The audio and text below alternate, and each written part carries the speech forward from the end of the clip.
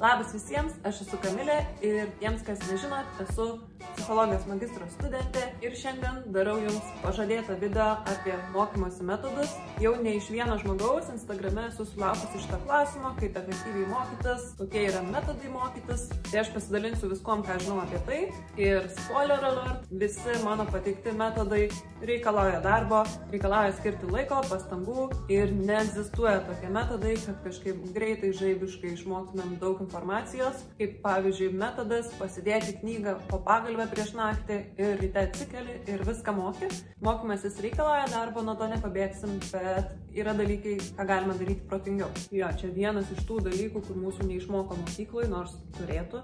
Mokykloje visa esmė yra mokytis ir mūsų niekas neišmoko, kaip tai padaryti. Ir įsivaizduoju, kad daugumai žmonių po mokyklos tiesiog lieka mokymosi modelis toks, kad daug kartų skaityti ir kalbėti. Bet tikrai galima tai daryti protingiau, dabar apie tai ir papasakosiu. Tai pirma, prieš kalbant apie įsiminimo technikas, manau yra svarbu gerai paruošti medžiagą, iš kurios mokysimės. Tai pirma, galima surinkti visą medžiagą, iš kurios mokysimės į vieną vietą ir ją kažkaip susisteminti. Tai taip sukonspektuoti, taip sutraukti informaciją, kad liktų tik esmė ir jokio triukšmo, kažkokių bereikalingų žodžių. Apie konspektavimą esu padariusi video, tai galite pasižiūrėti jį.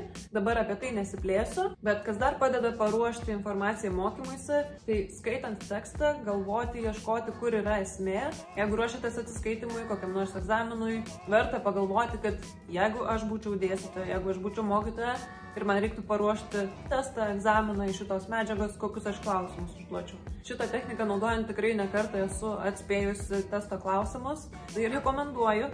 Toliau, kas man irgi labai praverčia, tai akronimai. Tai dalykas, kurį reikia išmokti, turi kažkokius punktus, kažkokius tikslius atsakymus ir juos visus reikia prisiminti, kokius 5, 7 ar daugiau dalykų. Labai padeda susižymėti, iš kokių raidžių jie prasideda ir tas raides kažkaip sudėliojus gauti kažką panašaus į kažkokį žodį. Tai gali būti neegzistuojantis žodis, tiesiog kelis kartus pakartojus į savo įsiminus jos skambėjimą, patį žodį lengviau atsiminti ir tada iš kiekvienos pirmos raidės galima atgaminti tas atsakymų dalis. Tai šitas dalykas man labai yra pasiteisinęs. Aišku, psichologijai tokių klausimų nėra per daugiausiai, kad reikėtų atsakyti kažkokiais punktais, bet kai reikia, tikrai panaudoju. Susitvarkyti savo mokymosi medžiagą vizualiai irgi labai padeda. Tai galima atskirti pastraipas pagal temas, kad lapas nebūtų tiesiog kratinys daug teksto, pasibraukti esminės vietas, temas, savokas irgi labai padeda. Kiek žinau, tam rekomenduojama naudoti šiltas spalvas, tai kaip raudona, geltona, oranžinė, kad turėtų tokį aktyvinantį poveikį.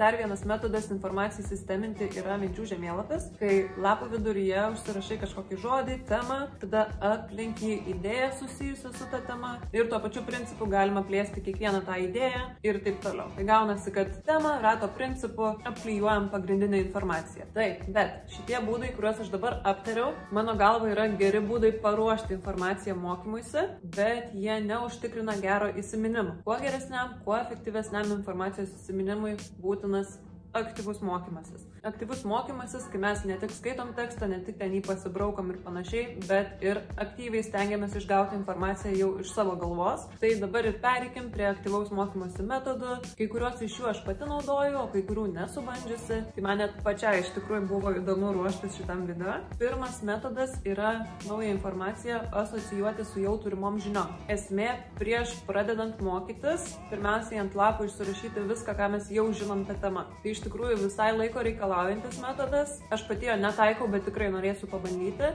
Taip susirašus, ką mes jau žinom tą temą, skaitant savo mokymosi medžiagą, galime dėliotis, ką mes jau žinojom, ko nežinojom. Tom, ką nežinojom, tas spragas galime papildyti, nes tie dalykai, kuriuos mes užrašysim, ištrauksim iš galvos, jie jau yra įsitvirtinę mūsų ilgalaikiai atminty. Ir jeigu mes naują informaciją klijuosim prie tos senos informacijos, ji turi daug didesnę tikimybę išlikti ilgalaikiai atminty. Kitas metodas, kuris iš tiesų šiek tiek siejasi su asociacijos metodu, tai sugalvoti pavyzdžius. Jei reikia išmokti kažką apie kažkokį fenomeną, efektą ir panašiai, tai galima savo galvoj sugalvoti pavyzdį, kažkokį gyvenimišką pavyzdį, kuris mums būtų aiškus ir atspindėtų tą dalyką, kurį mes mokomės. Tada yra metodas, kuris vadinasi Leitnerio sistema, taip pat aktyvaus mokymosi metodas, kuriuo metu reikia pasigaminti korteles, ant kiekvienos kortelės yra klausimas, o kitoj pusėje gali būti užrašytas atsakymas, bet tai irgi užima pakankamai daug laiko, tai turbūt galbūt nebūtinai, tiesiog čia svarbu išlaikyti esmę. Mes turim krūvą kortelių su klausimais, traukiam klausimus ir bandom atsakyti iš savo galvos.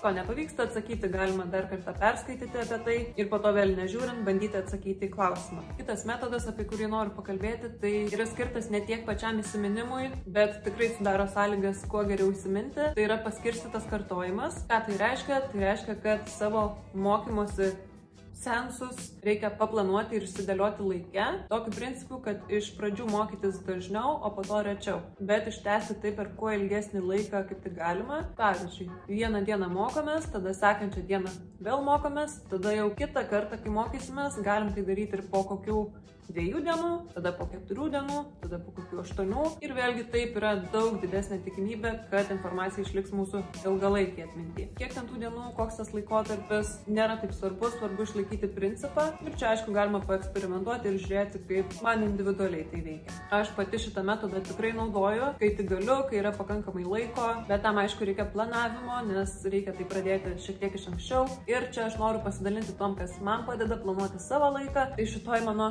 gyvenimo fazėje man labai padeda studentą planuoti. Ja naudoju nuo rugsėjo ir labai ją džiaugiuosi. Joje yra viskas, ko gali prireikti studentui. Tiek mėnesio planavimas, tiek savaitės planavimas, net metų planavimas. Turbūt labiausiai man patinkantis dalykas apie šitą planuotę tai yra tai, kad ji nėra pririšta prie datų. Tai reiškia, kad galima ją imti ir pradėti naudoti bet kada, bet kurį mėnesį. To nereikia daryti būtinai nuo metų pradžios, todėl kad datos planuotėje nėra surašytos ir tą galima padaryti pačiam. Tai netgi galima ir kažkuriuos mėnesius praleisti, jeigu tarkim atostogaujam ir nieko nedirbam, nieko nereikia planuoti ir sutaupyti puslapius. Bet kom tai susijęs su šiandienos video, šitoje planuotėje taip pat yra įvairių naudingų patarimų studentui ir viename skyriuje turime mokymosi metodus, kai kuriuos iš jų aš jums jau pristačiau. Čia dar yra aprašyta Feynmano technika, kuri irgi, manau, yra labai naudinga mokantis. Tai mokymosi metodas pagrįstas žiniomis ir kartojimu. Technikos pagrindas – gebėjimas paaiškinti mokymosi medžiagą savais žodžiais.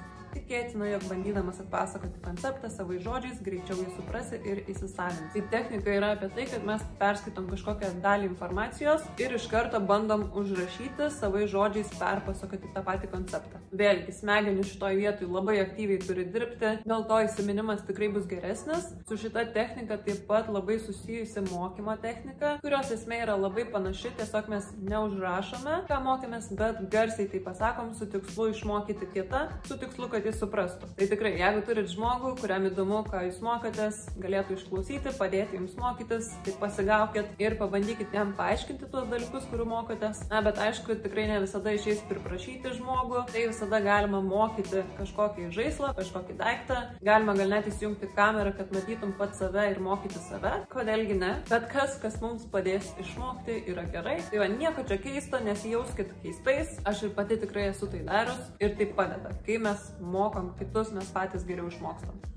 Taškas. Jeigu yra motyvacijos mokymuisi sunkumų, tai kas gali padėti, tai mokymasis grupėje, mokymasis su kitais žmonėm, kurie tą patį mokosi, klasiokai, kursiokai. Aišku, čia turi sutapti nusiteikimas, kad visi turėtų tikslą išmokti, o ne kad tiesiog praleisti gerai laiką, tada trukdysit tiesiog vieni kitiem, bet jo mokymasis grupėje tikrai gali padėti įsipareigoti ir kiti gali padėti mums suprasti kažko, ko mes patys nesuprantam ir atvirkščiai. Dar vienas geras būdas informacijos įsiminimui yra derinti įvairius mokymosi metodus. Tai kažkokią informaciją mes išmoksim geriau, jeigu ją ir perskaitysim, ir išgirsim, ir patys papasakosim. Tai esmė yra kombinuoti įvairius būdus. Ir jeigu norim turėti tą galimybę, kad ir išgirsti informaciją, kurią mokomės, galim pridėti ir dar vieną metodą, tai įsirašyti save skaitant tą informaciją ir vėliau jos klausytis. Tai vėlgi visai kitas modalumas, kai tą pačią informaciją ir perskaitysim, ir išgirsim, ir patys papasakosim, bus tik geriau, tik tvirčiau. Ir trečia dalis, tam, kad visi šitie dalykai kuo geriau veiktų,